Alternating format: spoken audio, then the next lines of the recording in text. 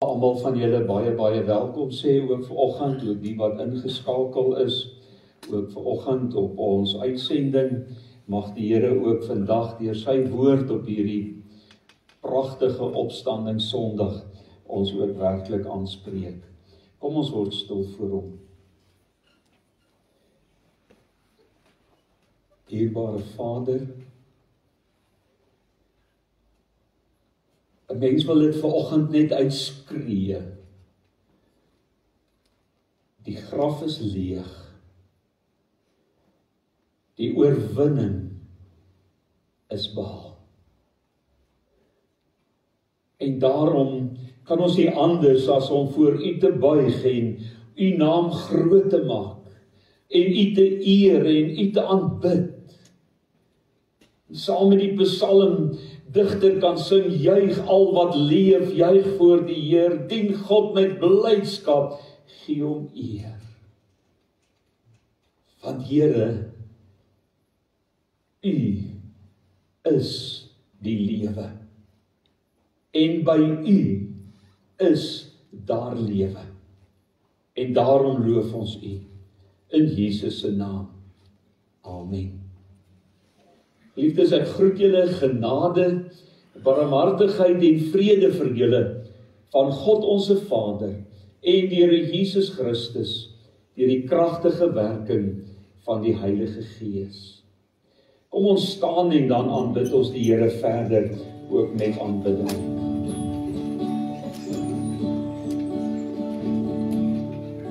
My hande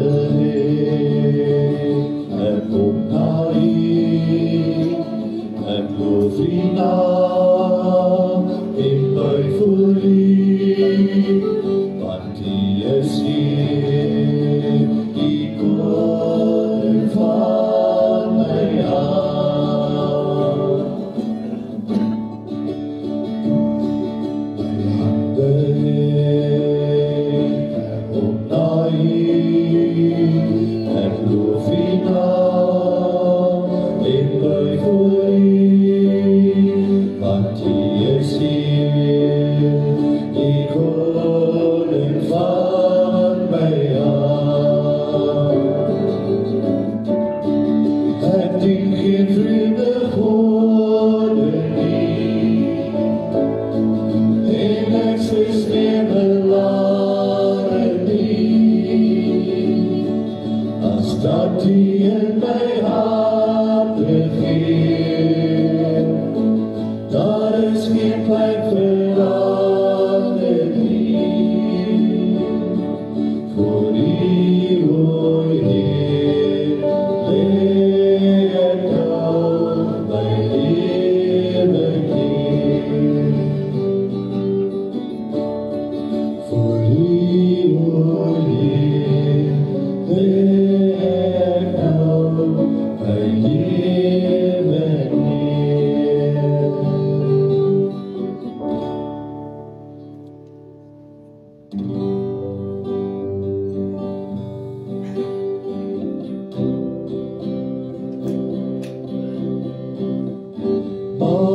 Majesteit, glansrijk en heerlijkheid, ons van Jesus, die koning alle bewijs.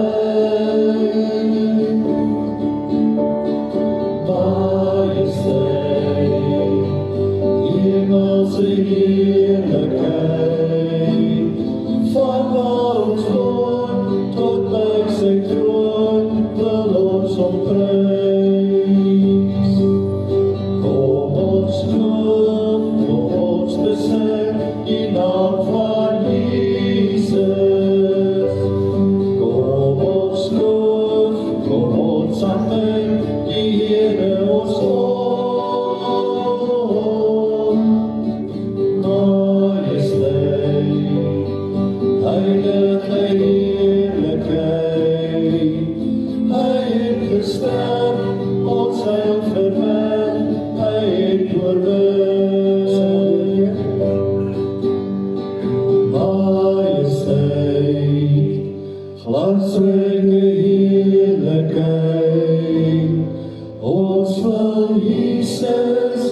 Die koning hulde bewys, majesteit, hemelse heerlikheid, van waar hy woon tot by sy troon, wil ons omprys. Kom ons lof, kom ons besing die naam van Jesus. Kom ons lof, kom ons aanbid die Here ons God. Majesteit, heilige heerlikheid, hy het gestaan, ons het verwerk, hy het oorwin. Hy het gestaan, ons het verwerk, hy het oorwin.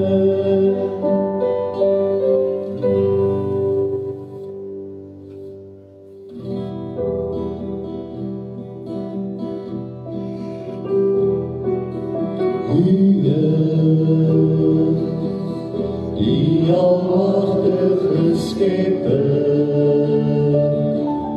van die hemel en aarde, van die grote heelal.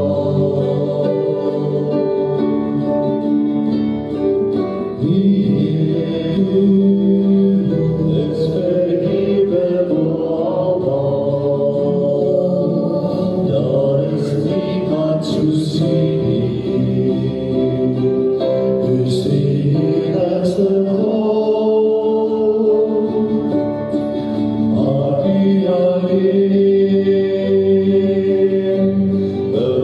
maar U alleen behoort die mag eer. En al die kracht en die grootheid, die rijkdom en roem en die majesteit, aan U alleen behoort die lof en al die glans en die beelde, die wijsheid, die eer en die heerlijkheid, aan U alleen. U is die almachtige Skepper van die heelal en aarde, van die grootste heelal. Die Heer is verhewe bo almal, daar is niemand soos U nie. Is die enigste God, aan U alleen behoort die mag eer. En al die kracht en die grootheid, die rijkdom, die roem en die majesteit, aan U alleen behoort die lof en al die glans en die beelde, die wijsheid, die eer en die heerlijkheid, aan U alleen, aan U alleen, aan U alleen.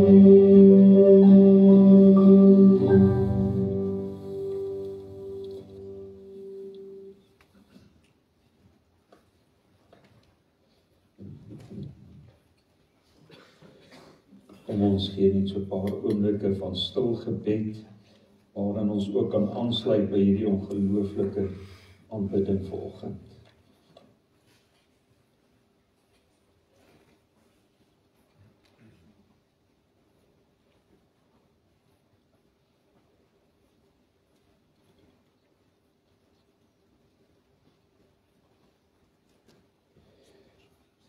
Here,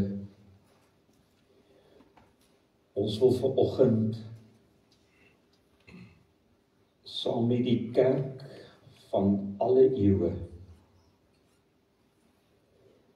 Ook om bely dat ek glo in God die Vader, die Almagtige, die Skepper van die hemel en die aarde, en in Jesus Christus, sy eniggebore Seun, ons Here, wat ontvang is van die Heilige Gees, gebore is uit die Maagd Maria, en wat gelei het onder Pontius Pilatus, gekruisig, gestorwe en begrawe is, en ter helle neergedaal het. Wat op die 3de dag weer opgestaan het uit die dode, opgevaar het na die hemel en sit aan die regterhand van God, die Almagtige Vader, van waar hy sal kom om te oordeel die lewende en die dode.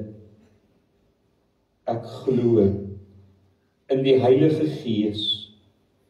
Ek glo aan 'n heilige, algemene, Christelike kerk, die gemeenskap van die heiliges, die vergewing van sondes, die wederopstanding van die vlees en 'n ewige lewe.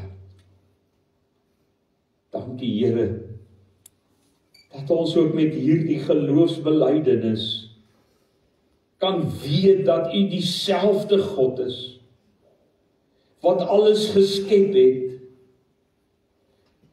wat alles onderhou, wat U verlossingsplan in Jesus Christus in werking gestel het, wat vir ons die lewe kom gee. En ons aanbid U as die ewige God. En ons gebed is, Here, spreek nou met ons, ook deur hierdie danslied, maar ook deur U woord, in Jesus se naam. Amen. Kom ons gee vir ons dansers kans, hulle gaan vir ons 'n lied dans, en 'n so pragtige, treffende lied, wat eintlik hierdie hele naweek se gebeure eintlik saamvat, en in 'n eenheid ook saamsnoer. So baie dankie ook vir hulle.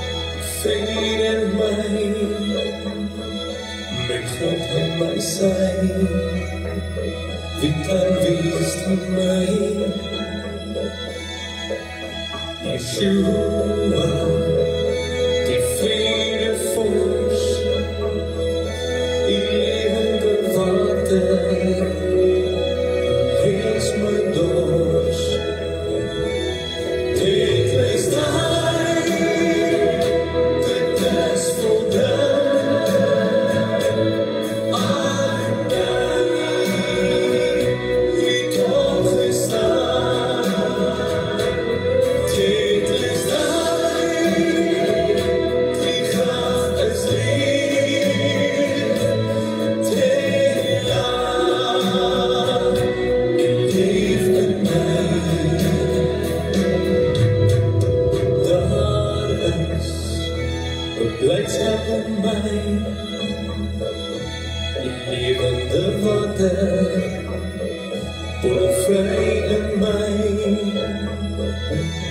Die genade is genoeg vir my, die kostbare bloed, verlossing is vry.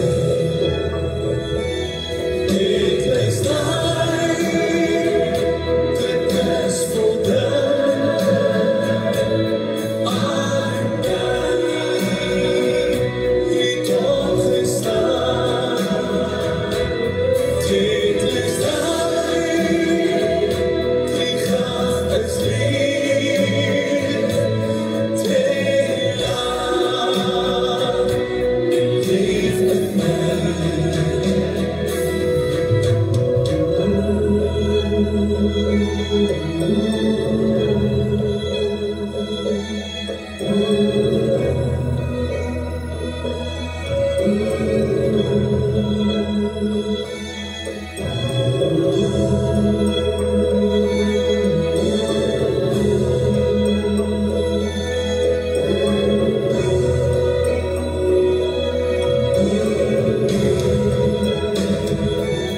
Dit is daar, dit is voldaan, aan die toch gestaan. Dit is daar, die graf is leeg, te laat, en leef met my.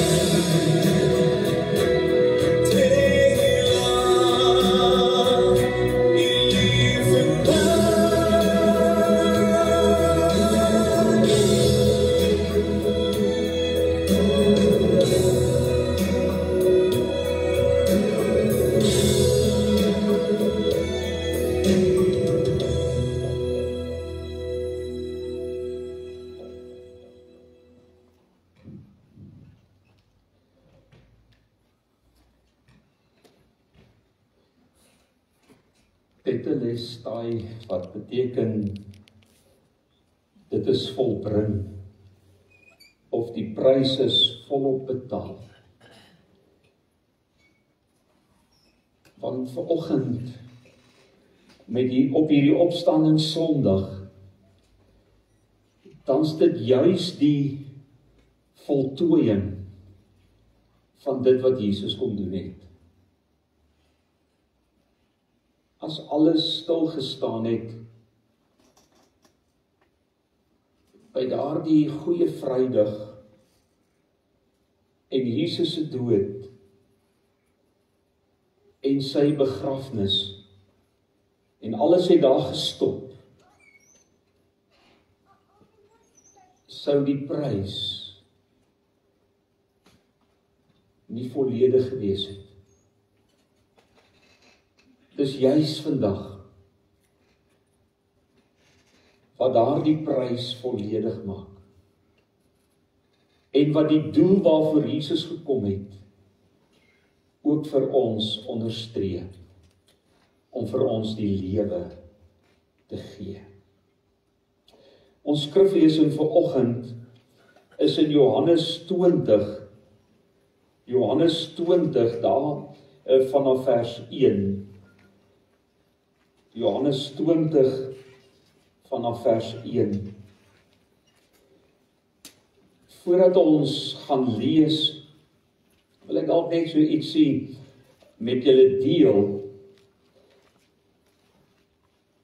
Ek dink elkeen van ons vanoggend weet daardie ongelooflike gevoel wat jy ervaar wanneer jy ontdek dat jou kind wat nou hier saam met jou gespeel het, nie meer hier is nie. Daardie gevoel wanneer jy dalk in 'n winkel loop en jou kind of kleinkind was nog heeltyd hier by jou en jy's in gedagte besig om dinge in te pak in die trolley. En dan kry jy net daardie gevoel, iets is verkeerd. Waar's my kind?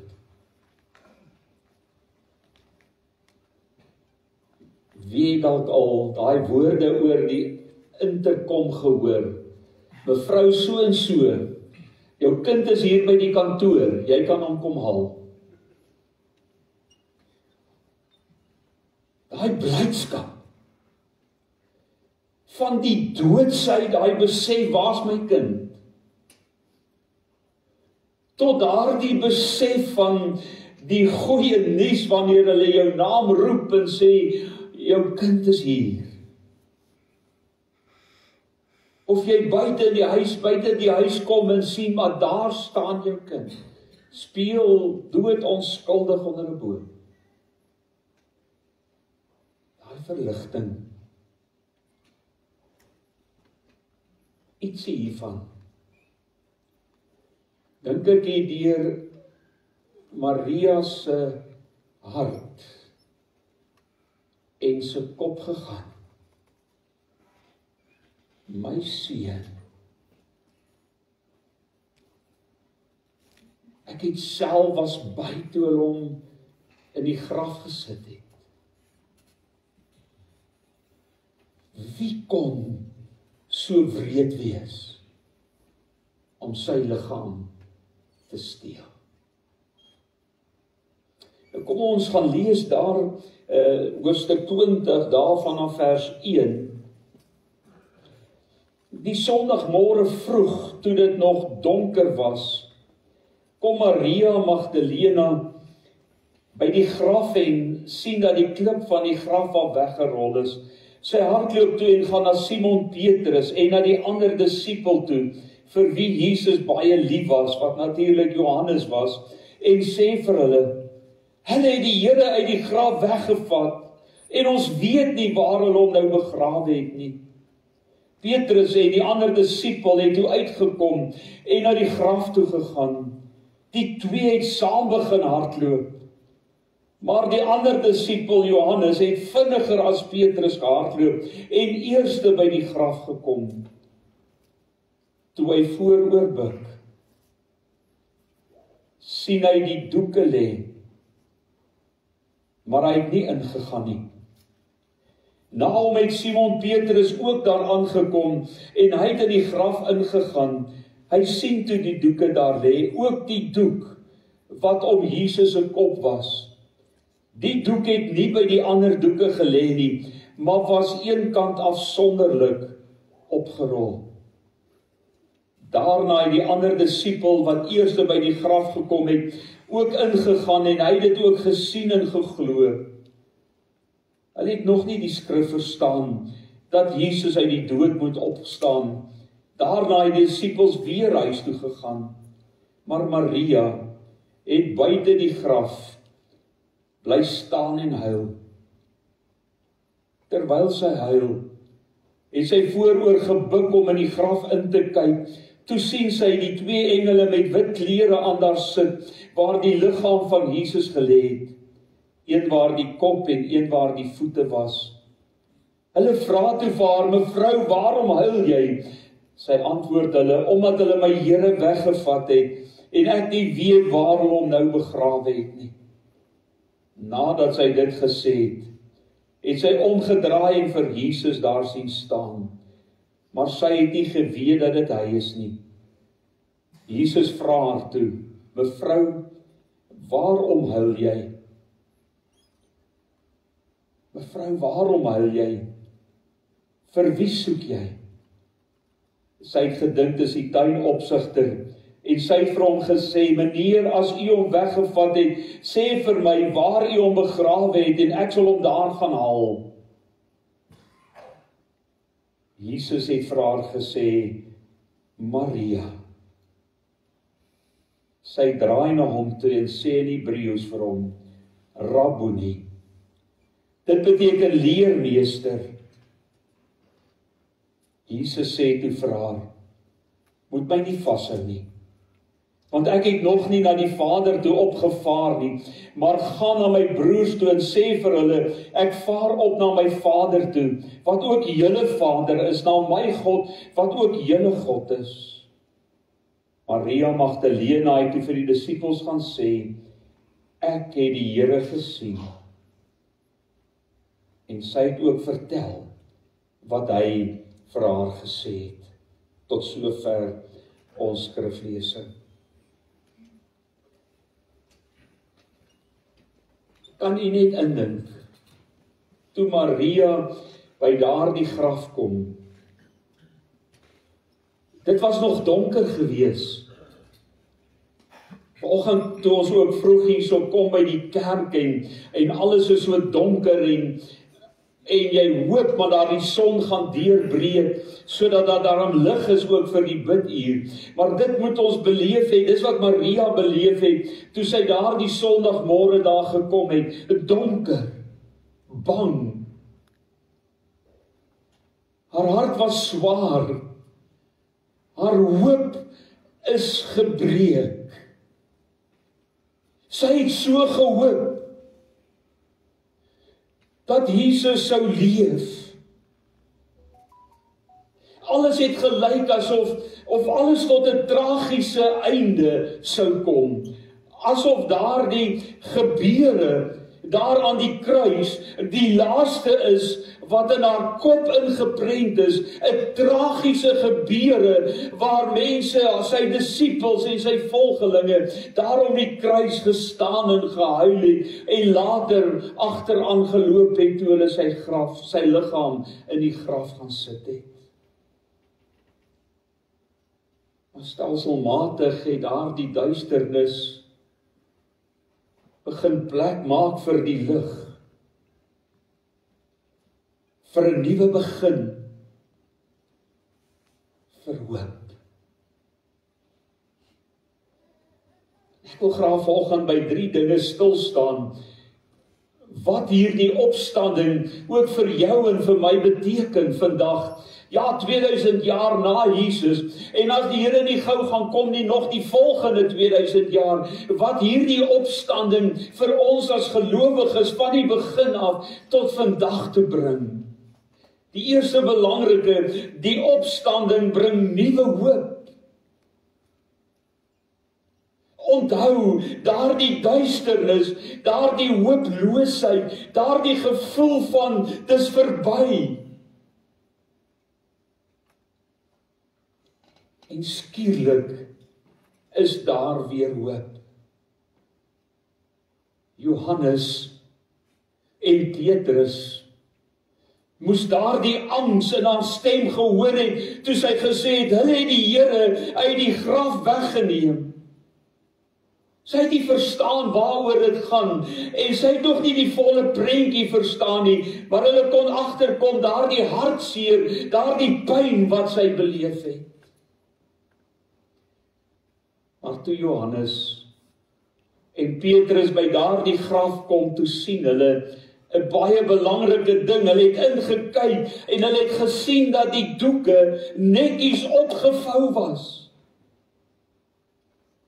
Dis totaal anders. As hulle sy liggaam sou gesteel het hulle 10-1 hom in die doeke waarin hy toegedraai was, net so daardie liggaam weggevat. Of hulle sou die doeke afgerol het en net daar in 'n hoop gegooi het en weggegaan het met die liggaam. Maar wat sien hierdie 2 disippels? Hulle sien die doeke is netjies opgevou. En die kopdoek, waarmee sy kop toegedraai is, netjies opgevou. Nou daar is 'n gebruik wat in daardie tyd algemeen was. En dit was dat wanneer 'n timmerman vir jou iets gemaak het, en hy klaar was met daardie meubelstuk of dit wat hy vir jou gemaak het, dan het hy die doek opgevou en op die kus of op die meubelstuk gesit, sodat die persoon wat wie sin dit is, kan weet, die stuk is klaar. Hulle kan hom kom haal. Daar is soveel betekenis in hierdie opvou van die doek. Daardie opvou wat eintlik kom sê dit wat die dansers vandag gedans het, dit is volbring, dis volledig, dis klaar, die verlossingsplan wat God alreeds voor die begin, die skepping van die wêreld in plek gehad het, daardie verlossingsplan wat in Jesus mens geword het, dis klaar, afgehandel. Dit het vir hulle hoop gebring. 'n vonkie hoop het hier in die duisternis begin flikker. Sê nou maar net. Daardie hoop. Dis algemene kennis dat die mees kritiese punt in iemand wat in 'n verskriklike worsteling is, of dit nou 'n krisis in sy lewe is, of dit sy gesondheid is, of waarmee hy worstel, as hy nie meer hoop het nie, dan gaan sy lewe afdraande pad. Dis juist daardie stukkie hoop wat maak dat jy aangaan, wat maak dat jy terugbeklei. Dink as iemand vermis is. Ons dink terug ook daar in George aan daardie gebou wat in mekaar geval het. En hoe almal daardie gebeure gevolg het en hoe langer die tyd aangestap het, daardie onsekerheid en daardie vrees van dit is verby. My man of my kind lê daar onder daardie rommel. En dan hoor jy oor die radio of lees jy die berig. Hulle het 'n stemmetjie gehoor. Of hulle het iets gehoor wat klop. En onmiddellik, dan sit asof daardie reddingsspan en almal wat dit volg en die familie wat daar rond staan, asof daar hoop is en die snuffelhonde word ingebring en na daardie spesifieke plek en wanneer daardie persoon daar uitgehaal word en hy leef, daardie blydskap, maar dis daardie hoop, daai klein stukkie teken van daar's hoop. Dis soos wanneer jy die as van die kole afblaas. En jy sien daai klein stukkie rooi kool en jy weet, ek sal hierdie vuur weer aan die gang kan kry. Vriende, wat beteken dit vir jou en my? Soms voel dit of ons lewens gevul is met grafte. Situasies van verlies, van gebrokenheid, van onsekerheid.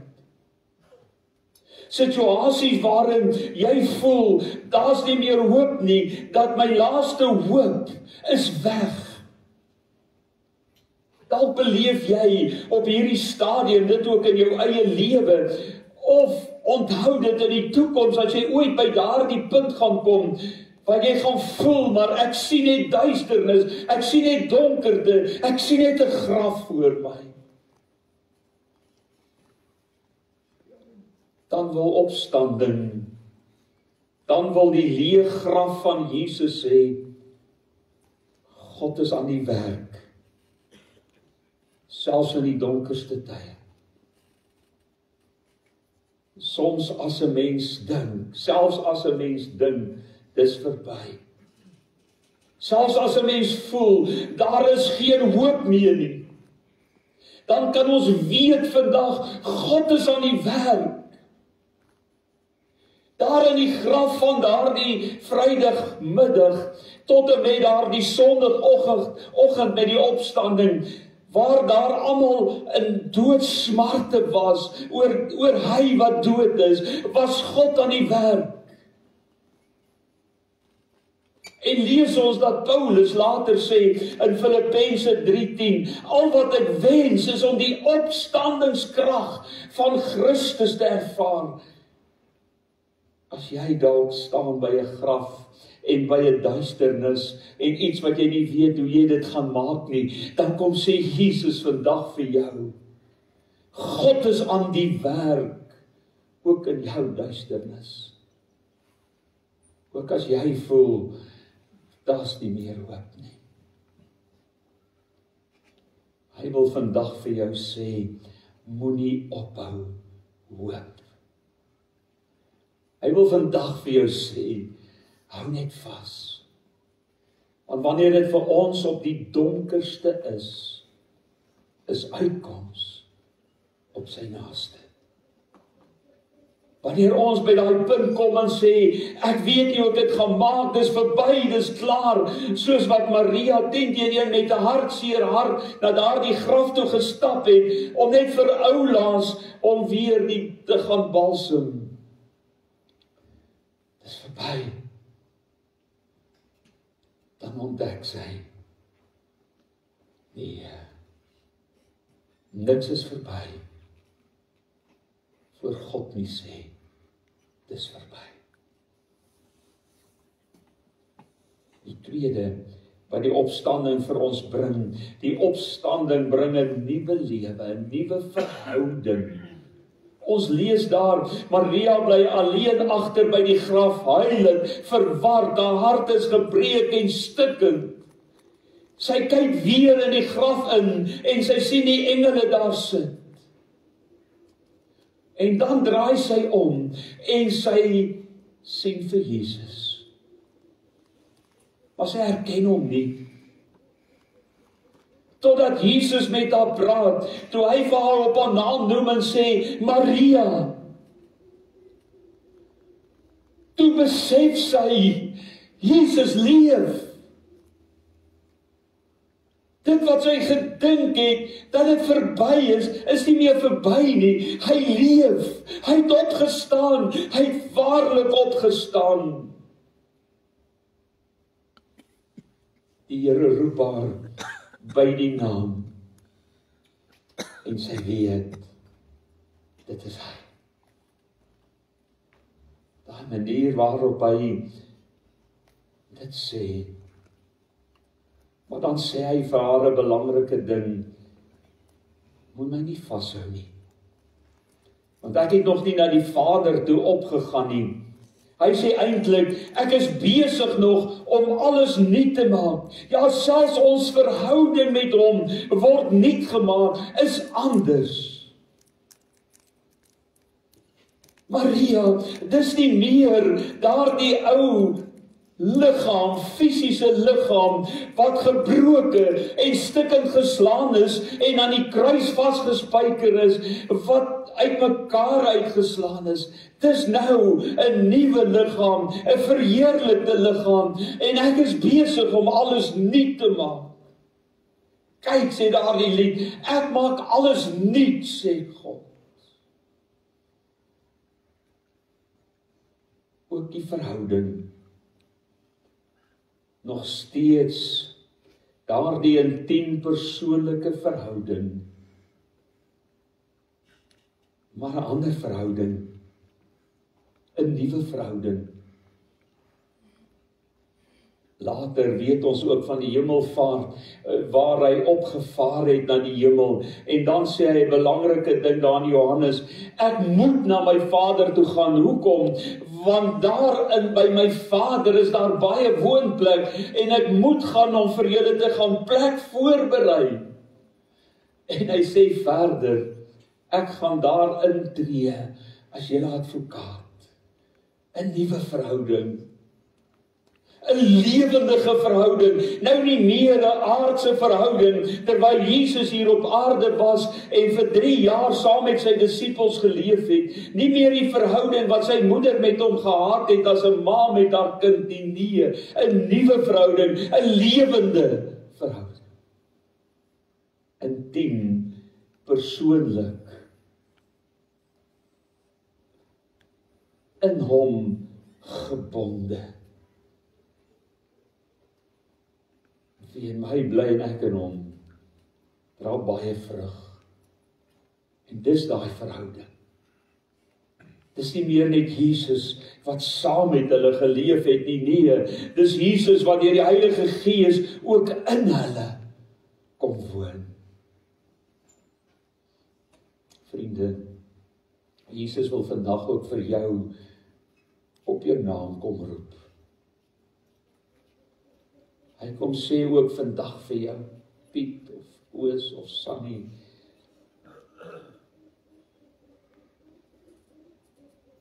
en hy roep jou. En jy kan jou naam daar insit. Hy ontmoet jou in jou trane, in jou verwarring, in jou vrae.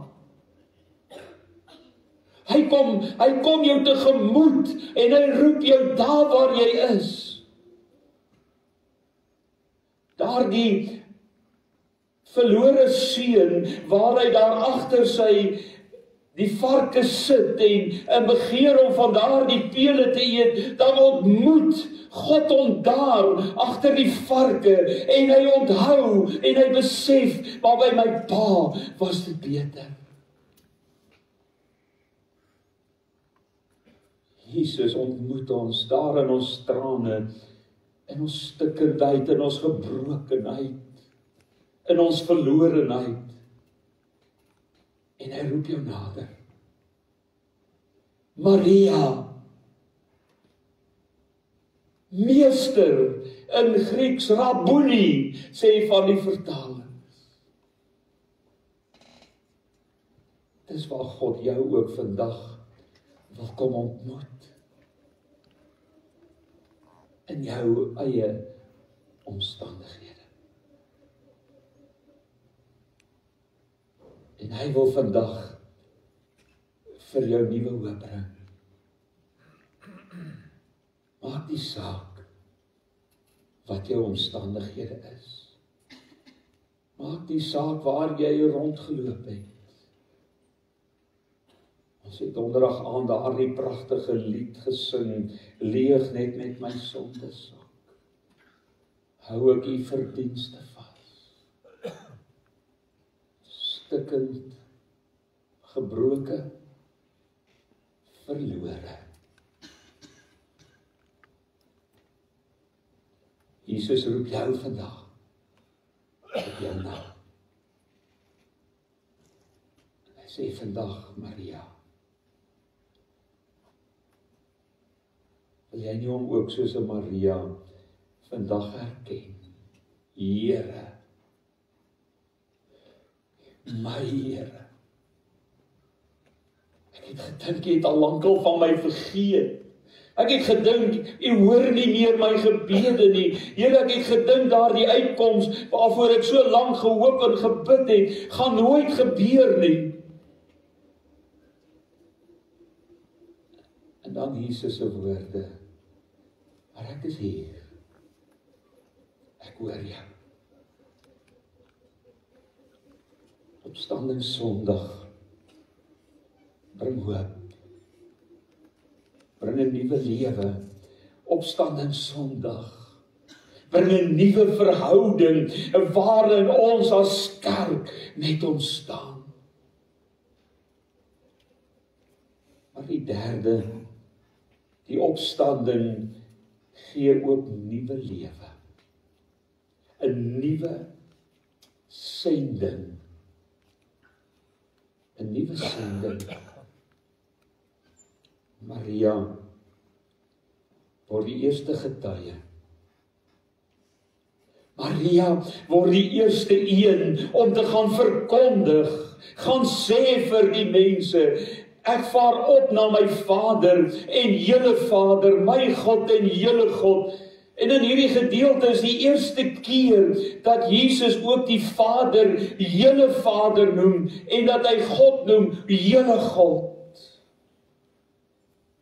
Hoekom? Want daardie losprys is aanvaar en die verlossingsplan is volledig. Jesus het die mens met God kom versoen. En deur dit wat hy kom doen het, word hy nou vir jou en vir my ons Vader. Ons God. En kan ek en jy vandag, sonder om bang te wees, uitroep, Vader. Al mooi teks in Romeine wat sê, God se Gees getuig saam met ons gees, dat ons kinders van God is, en laat ons uitroep, Abba, Vader.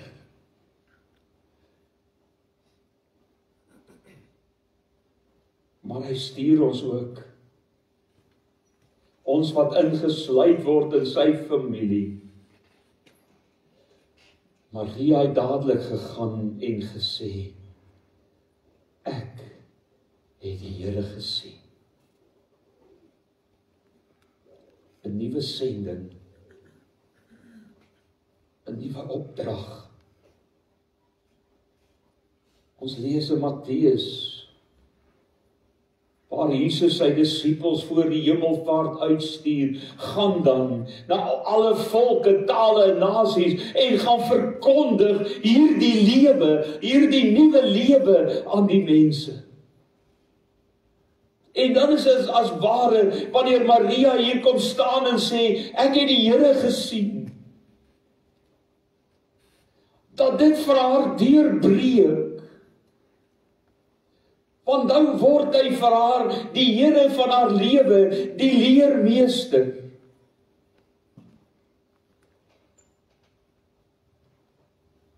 Ek en jy, en nou moet jy baie mooi luister, ek en jy kan nie, wanneer Jesus ons lewe aanraak, as ek die woorde gebruik in hierdie teksgedeelte, wanneer ons die Here sien,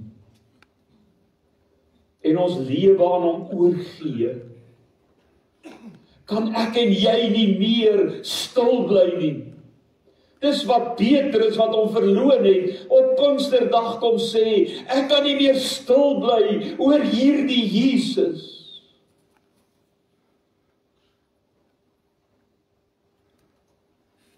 Ek was deel vir 3 jaar van sy bediening. Ja, ek het weggehardloop, toe hy gevange geneem is. Maar nou is alles anders. Hy het opgestaan. Ek het hom gesien. Oor 2 Sondae se preek, daar by die see van Galilea, het hy my herstel. Ek het die Here gesien. Het jy al die Here ontmoet? En as jy het,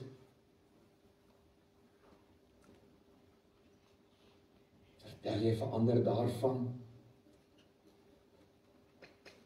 Iemand het een keer gesê, ons geloof gaan nie net oor wat ons glo nie, maar oor wat ons deel.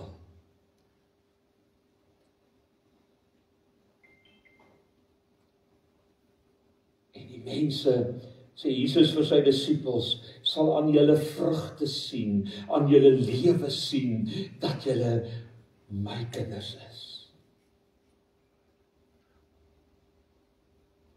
Verlossing is nie net iets wat jy vir jouself wil hou nie. Dis daardie stuk goeie nuus wat jy hardloop om vir die ander te gaan vertel. Hy het opgestaan, ek het hom gesien, hy leef. Mens bly nie stil daaroor nie. Partykeer dan dink ek, ons wat in gelowige huise groot geword het, en dis 'n wonderlike voorreg, waarvoor ek altyd die Here sal dankie sê. Maar ek dink partykeer het dit maar so net deel van ons lewe geword. 'n stuk tradisie. En ontbreek daar by ons daardie dringendheid. Ontbreek dit 'n Paulus wat die Here daar op die Damaskuspad geroep het. Daardie Paulus wat sê, ek staan onder 'n verpligting teenoor elke mens in hierdie wêreld.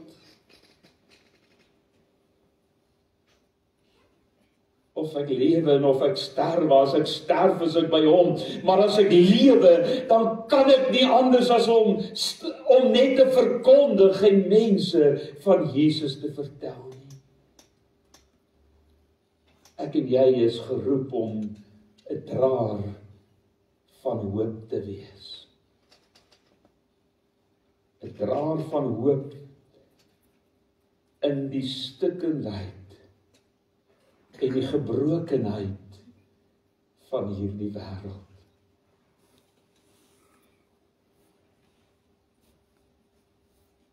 Vriende,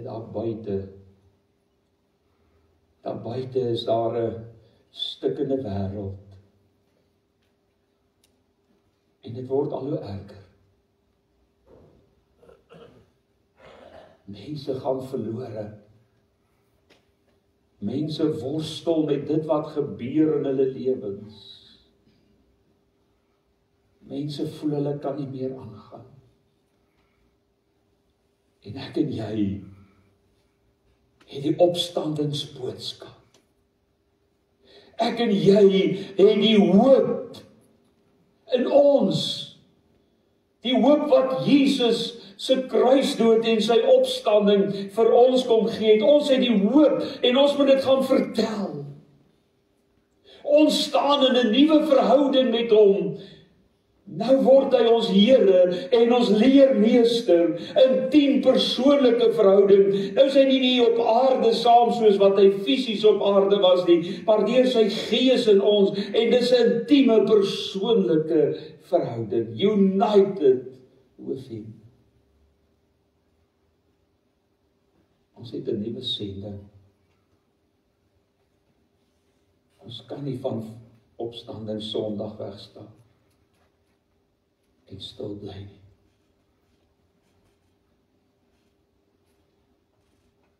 God roep elke kind van hom om daardie hoop te gaan uitdra. Julle sal my getuies wees. Hy roep jou, Maria.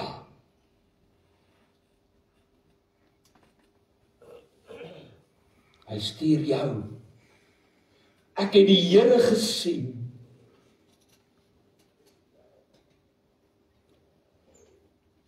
Hy gee hoop. Die klere was netjies opgevang. Sy dalk is afgehandel. Is jy bereid? Is jy bereid om vanoggend op hierdie opstanding Sondag dat God jou lewe vat en 'n getuie maak om die lewe, die hoop verander te bring. Kom ons bid saam. Dierbare Vader, baie dankie vir daardie hoop. Daardie hoop toe daardie graf leeg was en Maria aanvanklik gedink het, dit kan nie erger nie. Nou is sy liggaam ook weg. Daardie hoop van die klere is netjies opgevou, die kopdoek,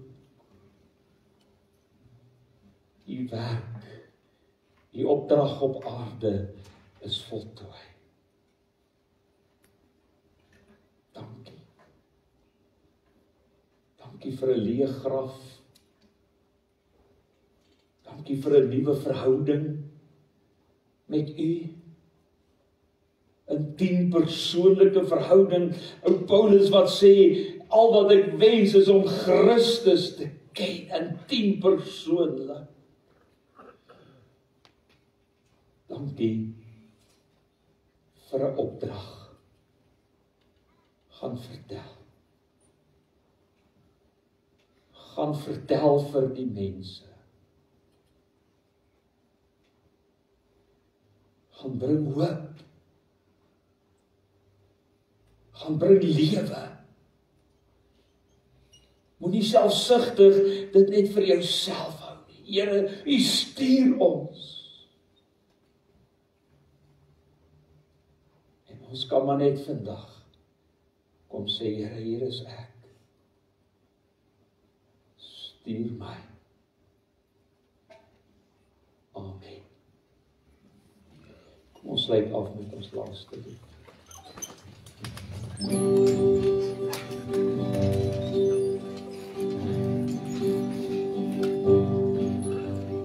Sing in my gees die glorie en die almacht van die Heer, die allerhoogste wat de liefde oor sy koninkryk regeer. Hy beloof aan die einde op die wolken om my weer, hy is skoon en heilig Heer.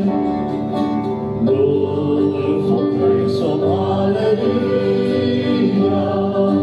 loof op prys om Halleluja, loof op prys om Halleluja, hy is skoon en heilig Heer. Die Heer is ons beste man, vir altyd sal bly staan, hy beskerm elke mens wat in geloof na hom toe gaan. Hy is 'n skeidermuis ons wapen, hy die vyand reeds verslaan, hy is die rots wat ewig staan. Loof op prys om Halleluja, loof op prys om Halleluja, loof op prys om Halleluja, hy is skoon en heilig Heer. Kom deel nou in ons loflied, leg jou hande op na boord, blaas psalme slaan op tromme en kom dans voor ons se woord. Kom leef en die binne van sy woord waarin ons glo, want sy woord sal ewig staan. Loof op prys om Halleluja, loof op prys om Halleluja, loof op prys om Halleluja, hy is skoon en heilig Heer, hy is skoon en heilig Heer, hy is skoon en heilig Heer.